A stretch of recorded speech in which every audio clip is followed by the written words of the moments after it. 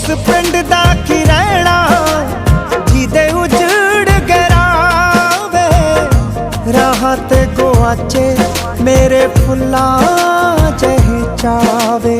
ਸੀ ਮੁਕੱਦਮੇ ਤਾਂ ਲੱਖਾਂ ਤੇ ਮੈਂ ਇੱਕ ਚੋਂ ਬਰੀਆਂ, ਇੱਕੋ ਦੁੱਖ ਰਹਿਣਾ ਤੇਥੋਂ ਦੂਰ ਹੋ ਕੇ ਮਰੀਆਂ, ਇੱਕੋ ਦੁੱਖ ਰਹਿਣਾ ਤੇਥੋਂ ਦੂਰ ਹੋ ਕੇ ਮਰੀਆਂ।